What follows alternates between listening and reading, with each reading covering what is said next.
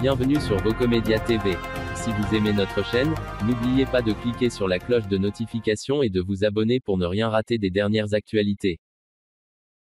Passe sanitaire dans les centres commerciaux, les préfets se sont assis sur la loi, assure un avocat. Les propos du docteur Arnaud Hubou-Péronne, qui a qualifié la vaccination de « génocide » et appelé environ 800 manifestants anti-vax, anti-pass à refuser l'injection, le 21 août devant le hall de l'hôpital de Tarbes, ont occupé les débats souhaités, hier, par Christophe Bourriat, le directeur de l'établissement. Un directoire exceptionnel avec les chefs de pôle, médecins et cadres de santé, a été convoqué ce lundi 30 août, a annoncé l'hôpital. À l'unanimité, le directoire a fait part de sa désapprobation envers les propos du praticien, en particulier les médecins qui ont participé à la vaccination au sein de notre établissement.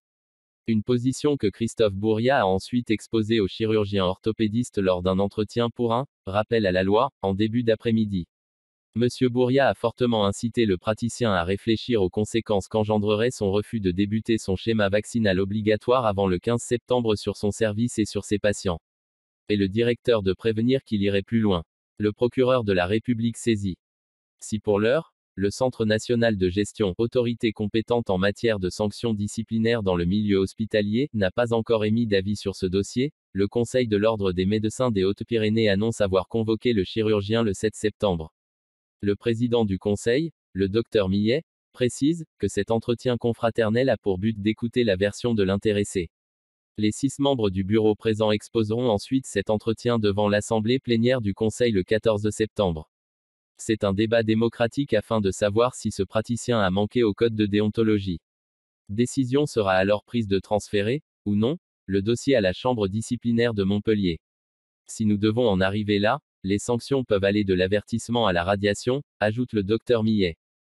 De plus, le directeur de l'hôpital de Tarbes a précisé qu'il allait saisir le parquet de Tarbes, dans le cadre de l'article 40 du Code de procédure pénale pour signalement d'un appel à la désobéissance.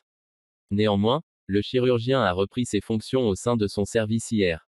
Restez informés en profitant des dernières actualités en format audio, à écouter sans modération chez vous, au bureau ou dans votre voiture. N'hésitez pas à partager cette vidéo avec vos proches ou à laisser des commentaires. Vocomédia TV vous remercie et vous dit à très bientôt.